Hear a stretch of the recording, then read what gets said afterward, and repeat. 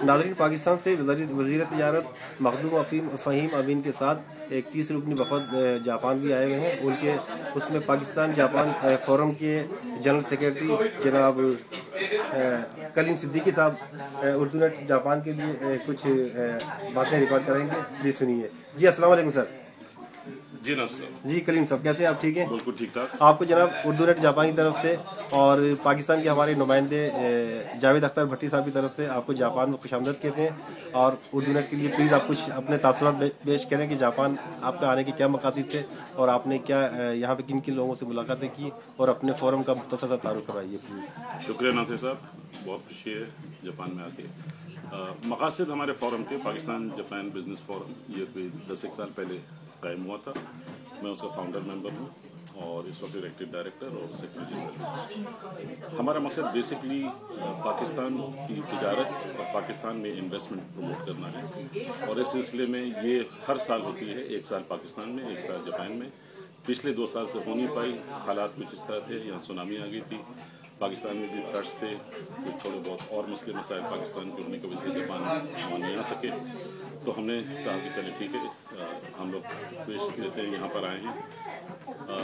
तकरीबन 30 लोग हमारे साथ थे, जिसमें मखदूम अमीन फ़हीम साहब ने आना था, पर चंद वजूहत की वजह से वो टाइम पे नहीं पहुँच सके, बाद में तशरीफ लाए। मांडीवाला साहब हैं जो मिनिस्टर ऑफ इन्वेस्टमेंट हैं, वो भी हमारे साथ थे।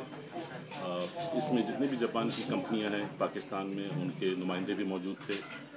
तिजारत के ऊपर बात हुई, जो बॉटल नेक्स हैं उस पर बात हुई, इन्वेस्टमेंट्स पे बात हुई। इन्वेस्टमेंट्स में सबसे बड़ा कंसर्न जो उनका है वो बेसिकली वहाँ का लॉ एंड ऑर्डर का है।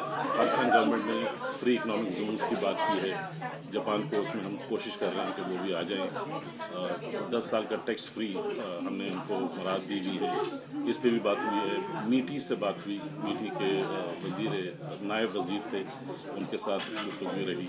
उन्होंने वादा किया है कि इस साल के आखिर में वो एक हाई पावर डेलीगेशन लेके पाकिस्तान आएंगे, जिसमें बड़ी कंपनी के लोग होंगे, मैन्युफैक्चरिंग कंसर्न्स के भी होंगे। मकसद बेसिकली यही है कि जो तिजारत पाकिस्तान और जापान की है उसमें इस वक्त जापान के फेवर में ज़्यादा है, पाकिस्तान के फेवर में कम है। जबकि पाकिस्तान बहुत सारे एरियाज़ में मेजर प्रोड्यूसर है। हम चाहते हैं कि जापान में वैल्यू एडेड चीज़ें हैं। यही बेसिकली हमारा मकसद था और इसीलिए हम लोग आए थे। Very good. तो कलीम साहब, ये पाकिस्तान जापान फोरम जो है ये कब इस्टेब्लिश हुआ? ये 2002 में। 2002 में, यानी 10 साल हो चुके हैं। तो 10 साल में ये पाकिस्तान बिजनेस फोरम का जो यहाँ पे वफद जो आया जापान में कितनी बार, आज कौन सा कितनी बार आया? चौथी दफ़ा है। तो अब आप मुसलसल चौथी बार आप ही आ रहे हैं या नहीं? ये लोग अच्छा 2009 में हम लास्ट टाइम आए थे। अच्छा, यहाँ से 2008 में वो लोग आए, ये लोग आए। हर साल आना होता है, ऑल्टरनेट होता है, कभी वो जापानी आते हैं, दूसरे साल फिर हम लोग आते हैं। तो आप इस फोरम के शुरू से जनरल सेक्रेटरी हैं या अभी हाल ही में आप? नहीं, हमारे यहाँ इलेक्शन होते हैं। मैं फाउंडिंग मेंबर हूँ। जब ये फॉर्म हुई थी उस वक्त से मैं हूँ। जापान मेरा आना जाना 30 साल से है। Very good. तिजारत ठीक है। इंस्ट्रूमेंटेशन मेरे कंपनी का मेन। अच्छा, आप प्राइवेट तौर पे भी जापान में आपका कारोबार भी है? जी जी अपना। यहाँ से बहुत सारी फर्म्स हैं जिन्हें मैं रिप्रेजेंट करता हूँ। Very good. कुछ क्योटो में हैं, कुछ ओसाका में हैं, टोक्यो में हैं।